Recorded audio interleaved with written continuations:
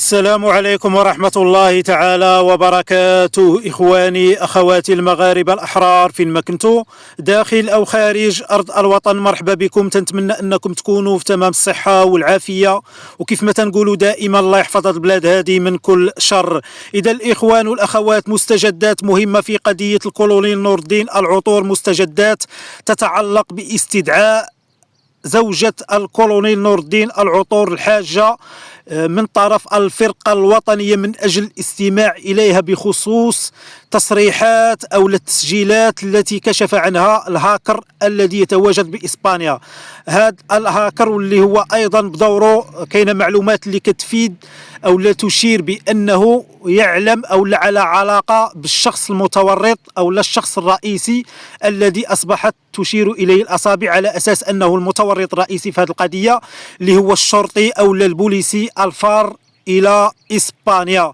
هذه نقطه اولى. اخواني اخواتي، غادي نطرقوا لها في هذا الفيديو وفي هذا الموعد من اجل يعني مواكبه هذا الملف، ملف الكولونيل نور الدين العطور الله يوليه برحمه الله.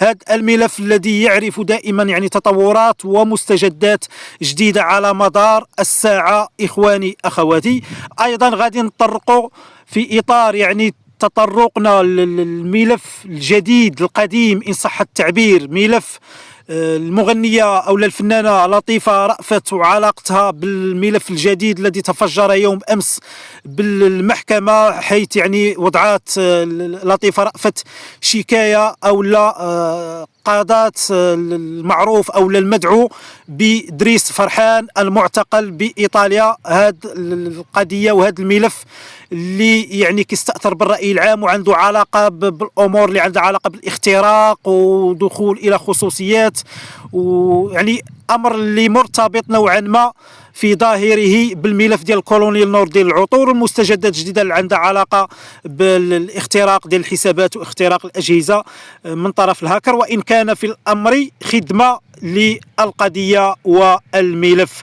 فعلى بركه الله اخواني اخواتي، نبداو في تفاصيل هذا الفيديو. البدايه دائما غادا تكون بتجديد مطالبنا بتحقيق العداله لروح الفقيد الكولونيل نور الدين العطور الله يوليه برحمه الله، وايضا نجدد دعمنا للمطالبه بالحق المدني ابنته ابتسام، وايضا نجدد دعمنا للسلطات التي تبذل كل جهد من اجل تحقيق العداله لروح الفقيد الكولونيل نور الدين العطور. فاخواني اخواتي، اخبار ومعلومات كتفيد بان زوجة الكولونيل نور الدين العطور مثلت او تم استدعاؤها من طرف استدعيت من طرف الفرقه الوطنيه للشرطه من اجل يعني البحث ومساءلتها واستفسارها والتحقيق معها بخصوص التسجيلات او المكالمات التي تحدث عنها الهاكر المتواجد باسبانيا الخولالي. هذا الهاكر اخواني اخواتي اللي كيف ما كتعرفوا تحدث ونشر مجموعه ديال التسجيلات ومكالمات، مكالمات اللي فيها الحاجه يعني يعني كتكلم او لا كتجري حوارات مع مسؤولين كبار، مسؤولين امنيين. نوعيه فحوى والمحتوى ديال الحوارات، هذا الامر هذا يعني ما نقدروش نجزموا فيه، لكن وجود حوارات بحال ما هذا الشكل هذا في جهاز الحاجه يثير الشكوك.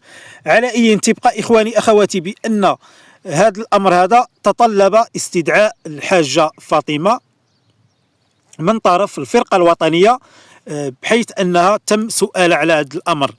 وللاشاره فالهاكر قال بانه يعني ماشي يعني قرصن او لا دخل هز المكالمات وهي مكالمات حيه، وانما لقى بان هذه المكالمات مسجله في الجهاز ديال زوجة الكولونيل. هنا غنطرح عليكم واحد السؤال. كيف ما كتعرفوا حنا كنطالبوا بتحقيق العداله لروح الفقيد الكولونيل نور الدين العطور، وايضا حنا كنتضامن وندعم المطالب المشروعه للمطالبه بالحق المدني ابنته ابتسام، لكن نقاشنا دائما اخواني اخواتي موضوعي. هنا غنطرحوا السؤال، علاش الحاجه مسجله هذوك المكالمات ومخليهم في التليفون؟ هذا هو السؤال الصحيح الان. علاش مسجله هذوك المكالمات اللي لقاهم الهاكر عندها في الجهاز؟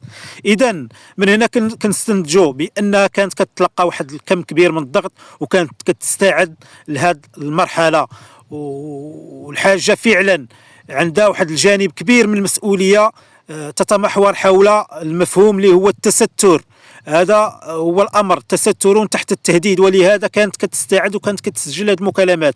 على اي هذا سؤال وجيه طرحناه والجواب راه واضح ايضا اخواني اخواتي. الجواب هو اننا بغيت ان الكل يوصل لهذا الادراك بان راه الحاجه زوجة الكولونيل كانت ماشي حلقة مهمة في هذه الشبكة الإجرامية، ولكن حلقة تم الضغط عليها من أجل التستر، لأنهم كانوا عارفين بأن ربما الكولونيل كان كيخبرها بأنه كيتلقى تهديدات، كان عندهم هذا الهاجس، وبالتالي كانوا كيقولوا بأنها كتعرف شي حاجة، لهذا كانوا كيهدوها. ومن هنا كنستنتجوا بوجود يعني تسجيلات عندها في الجهاز ديالها واستعدادها القبلي لهذه اللحظه الحاسمه من اجل تحقيق العداله لروح الفقيد. كنتسناو منها وكنتظروا منها التجاوب مع المصالح الامنيه ومع الفرقه الوطنيه من اجل يعني التحقيق في هذا الامر. فاخواني اخواتي، هذا الهاكر كانت اشيرت يعني مجموعه ديال الاشارات كتفيد بانه ربما كيعرف هذاك الشخص الشرطي اللي هارب لإسبانيا بحسب المعلومات. وكيف ما كتعرفوا دائما نبغيكم انكم تفصلوا وتعزلوا ما بين الافراد وما بين المؤسسات والمهن والسلط.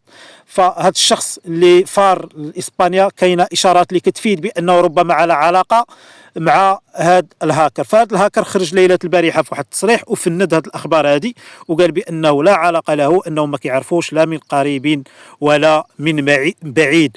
ونمشيو اخواني اخواتي النقطه الاخرى والمرتبطه بالمغنيه لطيفه رأفت التي فجرت ليله البارحه ويوم امس ملف جديد، ملف يرتبط بوضع واحد الشكايه في حق المعتقل بايطاليا دريس فرحان، كتهموا بانه استعمل واحد الهاكر واخترق لها يعني الجهاز ديالها ودخل الخصوصيات واخترق لها الكاميرا ديالها وهز فيديوهات وهز مجموعه ديال الامور وطالع على مجموعه ديال الخصوصيات، واصبح يبتزها